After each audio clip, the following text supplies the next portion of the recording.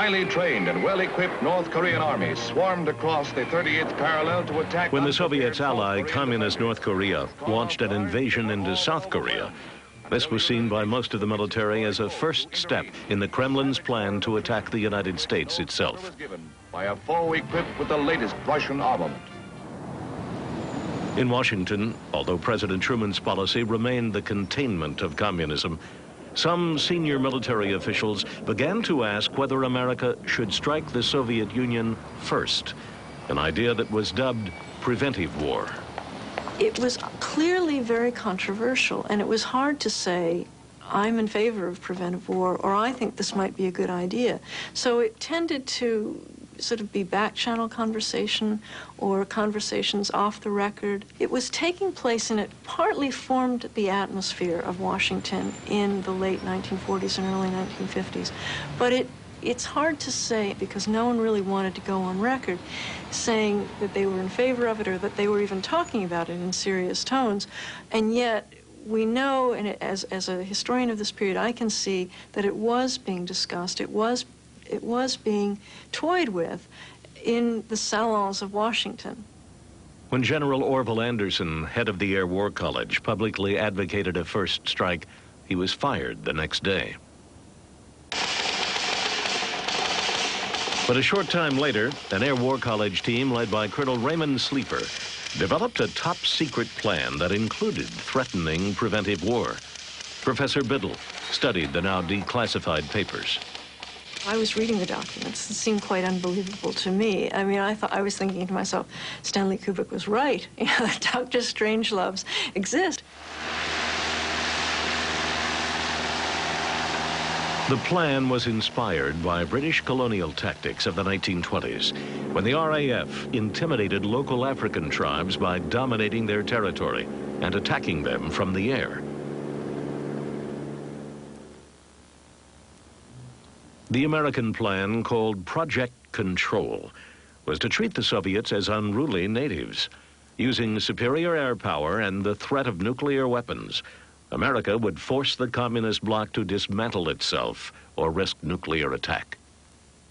Project Control is based on the premise or the assumption that if the Soviets were clearly shown that we had the capability to overfly their whole territory, and therefore by implications to drop bombs if we wanted to, that they would essentially capitulate. Project Control required that they free the satellites, give up the communist efforts to expand, break up the alliance between the Soviet Union and China. In other words, totally abandon all the various elements of their basic policy. The Air Force began to promote the ideas of Project Control in Washington. They offered an end to the Cold War, one way or another. They were very concerned about this feeling of being in a state of limbo, of being in an unresolved state of Cold War, which is very unnatural in a way, particularly for military men who know war and they know peace. This in-between phase was very unsettling. And how long will this last, and how long will it go on? And can you always maintain the initiative? Utilizing overflight to get what you want, and even being willing to go to a stage of preventive war was a way of settling the issue. The most innovative and confrontational part of Project Control was the use of spy overflights. Overflights would have two possible benefits. One was a manifestation of both the capability and the determination of the United States. It would also provide very substantial intelligence with respect to target systems if, in fact, the second stage of Project Control ever were put into effect, namely the attempt to strike out, to knock out the Soviet nuclear capabilities if they did not capitulate to the overflights. Although Project Control was still on the drawing board and had not been seen by the politicians, Lemay decided to test run its central idea. On May 8, 1954, he ordered a secret spy flight over the Soviet Union. He did not seek President Eisenhower's permission. Colonel Hal Austin and his crew flew north around Norway to the Soviet port of Murmansk.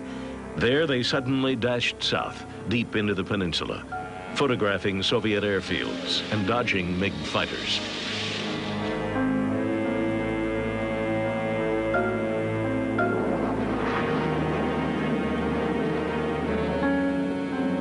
General Lemay congratulated us for a great mission. He said, I tried to get you guys a Silver Star, but he said, you got to explain that to Congress and everybody else in Washington when you do something like that, so here's a couple of DFCs we'll give you for that mission.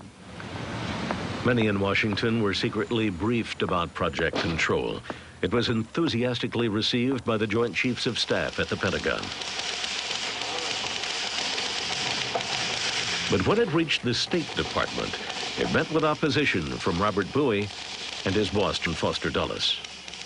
Issue came to a head in the end of 1954 when Dulles himself finally said in the NSC, what do you really want us to do? Do you want us to try to give an ultimatum that if they don't give up the satellite areas that we will strike them? What is it that you're trying to get us to do? If you're talking about something like that, it would simply not be sound policy because it would destroy our own alliances. It would not, in fact, get rid of the nuclear threat, even if you got all of the satellites released. And it would almost surely end in general war. And that is not a sound or wise policy. The rejection of Project Control by the State Department did not stop Lemay from continuing his own program of secret overflights. In April 1956 alone, he sent 27 spy planes over the Soviet Union. I simply remember no incident where such flights were authorized. And I would be astounded that, A, that it happened, and B, that I don't now remember it if it did happen. And I do think that I would have known because that was my job. I was the defense liaison officer in Eisenhower's office. President Eisenhower said that he was not going to have the armed forces flying over the Soviet Union, that actually was an act of war. I don't know whether that'd be appropriate to say or not. Of course, the old man's dead now, God rest his soul, but this was back at debriefing at SAC headquarters. And he made a loose comment. He said, well, maybe if we do this overflight right, we can get World War III started. And I think that was just a loose comment for his staff guys because General Power was his hatchet man in those days, and he chuckled, and General Power never laughed very much, so I always figured that was kind of a joke between them some way or another. After asking me to turn off the tape recorder, he did tell some stories in a boastful manner of how SAC deliberately sent American bombers into Russian airspace in the 1950s. There was a hint in that interview with me, however, as he told those stories, a hint that he wouldn't have minded if such overflights had provoked an escalating series of incidents between the United States and Russia that would allow that kind of preventive attack.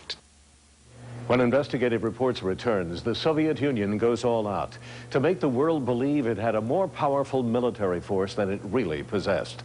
But Lemay and his cohorts used those images to gain even more firepower.